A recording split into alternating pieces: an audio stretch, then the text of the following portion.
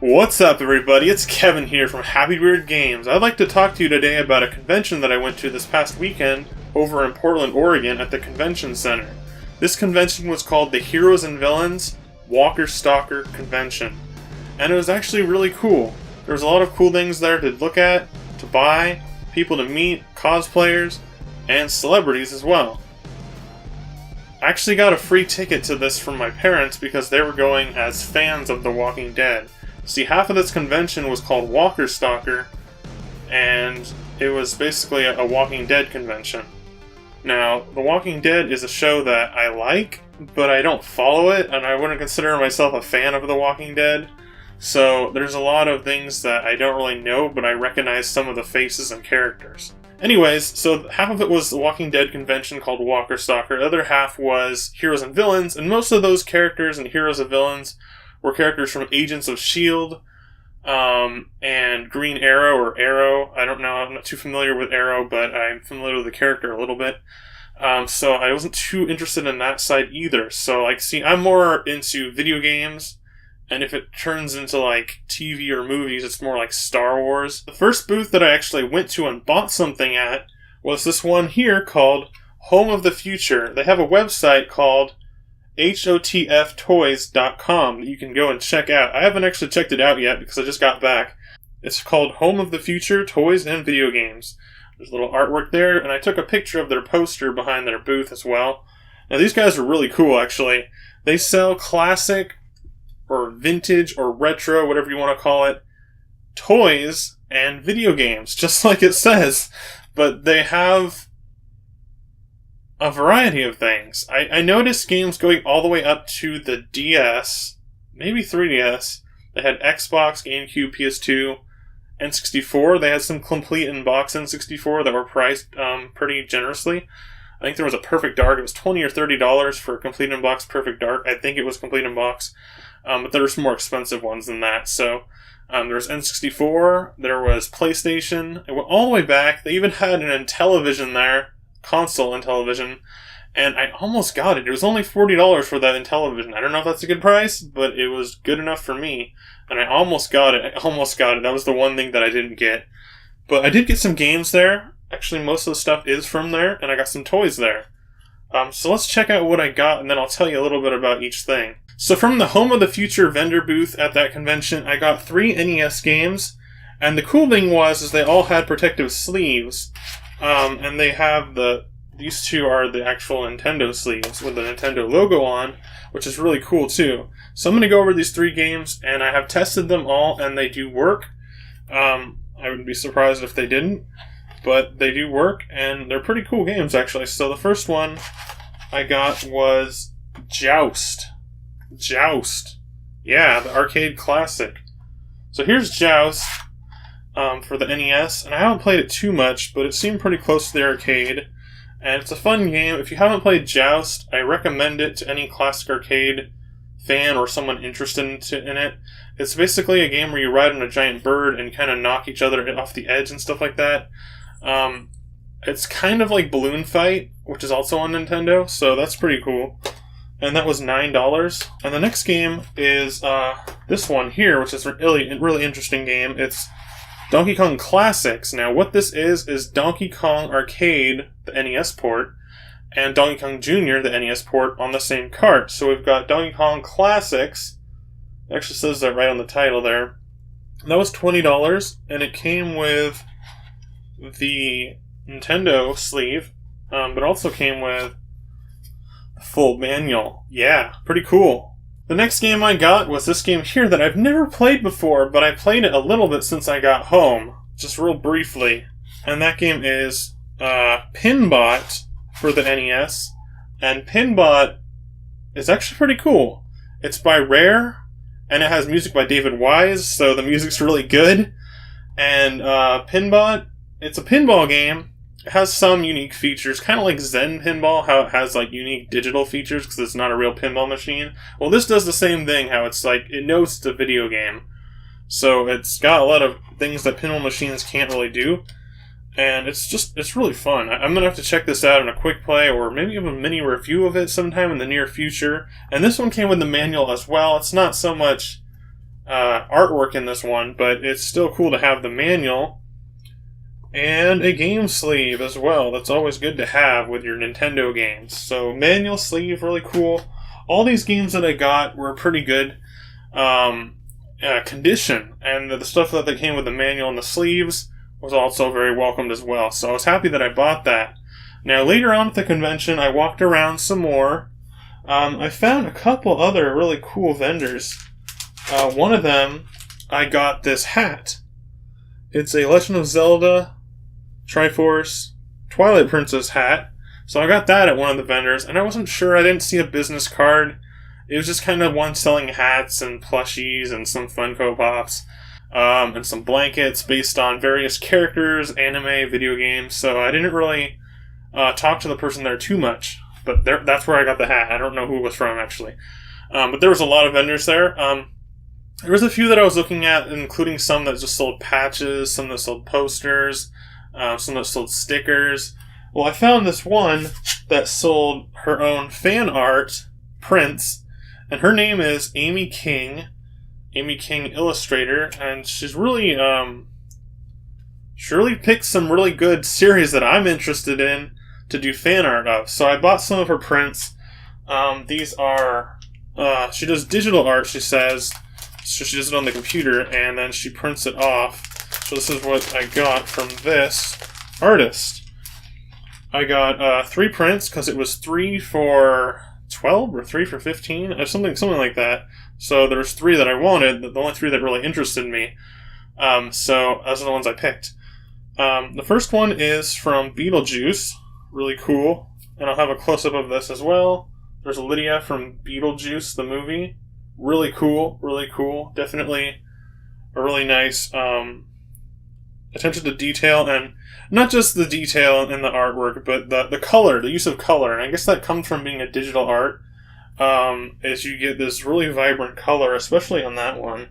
And then I've got 2 from the movie Labyrinth, which, as you might know if you follow my channel, or if you know me in person, Labyrinth is my favorite movie, so that was really cool to see some Labyrinth art. So there's one right there with Sarah and Ludo, and here's one with David Bowie's Jareth and some goblins. So I got these 2 arts. Really cool. I'm not entirely sure what I'm going to do with these, but I want to put them somewhere that I can look at them around my room. So that'll be cool to check those out later on. Around my room, I guess. Just kind of put them up somewhere so I can see them, or maybe next to something. You know, something like that. I have a lot of stuff in my room already, though. So, later on, I felt after that I was done buying stuff, and I was about ready to leave. However, my parents were still stuck in line waiting for Glenn's autograph. Or Glenn's actor's autograph. So they were waiting in there for a long time. So I went back into the convention. I was getting kind of, you know, you walk around for a while, maybe 2 or 3 hours, you get kind of tired. So I walked back in, because I was getting kind of tired and a little bored waiting. But, so I waited in the lobby for that convention, and there was this guy cosplaying as Poe from Star Wars, and he had a really cool BB-8 that was actually like that big. I have some video of it. I don't know if it'll show up very well, but I have a little bit of video of him playing with the BB-8 or moving the BB-8 around. And it was really cool. He has a really cool cosplayer costume too, but I didn't really get a good picture of him, sadly. So he was there in the lobby, and then I went back into the convention, and I decided to check out the booths again. Maybe I missed something. I ended up going back to Home of the Future and getting a couple more things. And it was cool because when I first went there, you know, when you first go in a store, you look around, you see some cool stuff, you buy it, but when you come back, maybe there's some things you missed. And one of those things that I missed that was really weird that I missed this, because one of the things I was looking for the whole convention was some Ahsoka Tano or Clone Wars, I guess it's Rebels, but same character, action figures or a patch or something like that. So I got this really cool, it's complete new Star Wars Rebels action figure set. I know this is a current toy, pretty much. It's not a vintage toy, of course, but it's from Season 2 of Rebels. And it's something that I've actually been looking for a while. and I didn't really feel the need to go buy it online, but I figured if I'd ever come across it, then I would buy it. And I didn't expect to find it at this convention, but it was there at the first store that I went to when I went back to it. So I'll show you that in a little bit. I'm still kind of not sure if I should open it up. So it's not just Ahsoka Tano and her 2 lightsabers. It's actually Darth Vader as well from the Darth Vader-Ahsoka fight at the end of Season 2 of Star Wars Rebels. So this is a really cool pack to have. It's cool that it comes with both of them. And this was $15, so that's really cool. And that was just hanging up behind them on a shelf. And then, so I wanted to get a couple other things because I had some money to spare. So I got another video game, and that was in a pile, or it was a pile, it was a box of loose Game Boy games. I found this one earlier, but I didn't buy it earlier. So I went back and I picked up Link's Awakening for the Game Boy. Now, unfortunately, the battery is dead or wearing out because my first save, I played to the first dungeon earlier, and I saved, and then I turned it back on, and my data wasn't there. And then the second time, yesterday, I played all the way to the end of the second dungeon, all the way through again, and I don't know if it's there or not. So we're going to try to replace this battery in the near future, because I really like this game. I don't know if it's possible to replace the battery, but I'm pretty sure it is. It's just, yeah, it's a really cool game. I've beaten it before, but in order to play through it again, I'm going to have to do something with the battery or find a way to use save states somehow. It's a really cool game, though. Link's Awakening is actually what I consider to be the first great handheld adventure game in a big sense. This game's really good, and it's for the Game Boy. The last thing that I got was a really cool patch. Now, this is vintage.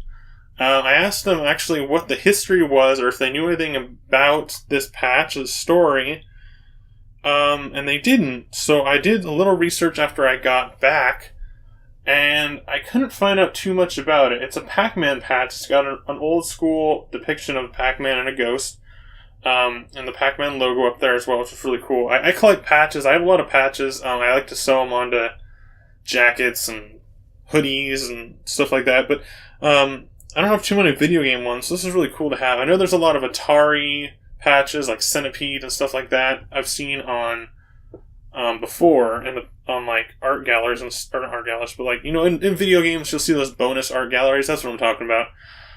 But I've never seen one like this. And the interesting thing is, why I asked them about the history, is it says Midway instead of Namco. So I found out online not anything about this patch in particular, except for the price, and the price was $10, so it was fair price. Most of them are $10 to $20 online. But this one says Midway because Midway was the American distributor of the Pac-Man arcade machines in 1981, which also says copyright 1981, which is really cool that it says that on there, because then you know it's vintage. And there's a lot of these patches going around online. But it does say Midway 1981, so I'm assuming it's like a promotional thing for when the Pac-Man arcade machines were coming out in the US or America. So that's what that is. It's really cool, and I mean, $10 is a lot for a patch. I expect it to be more like $5, but the fact that it's vintage adds a little bit more to it, and comparing it online, it is the right price. So I think it's pretty cool. And I was looking for a patch, like I said earlier, not necessarily a Pac-Man patch, but this is cool, and I did see a lot of patch sellers there too, for other types of things. So, yeah, that was all the stuff that I got at the convention, and a little bit of my experience there. I showed you some pictures of what it was like and some of the things that I saw. Like I said before, I didn't really take as many pictures as I wanted to, or it seemed like I took more, but I guess I didn't. So if I do go to another convention, I'll be sure to take a little bit more and give you some better coverage of that. Alright guys, thanks for watching that convention pickups video from Kevin at Happy Beard Games. And that was the Walker Stalker Heroes and Villains Convention in Portland, Oregon. And I want to just shout out one more time to Amy King, the artist that I picked up the art from, as well as Home of the Future Toys and Games at hotftoys.com. And I'll leave the link to both of them in the description below, so you can find that really easily. And that's about it, guys. Thanks for watching once again. Please like, comment, subscribe, and let me know what you think in the description below, because I want to hear your opinions and thoughts on this convention or what I share with you. Okay, guys. Bye!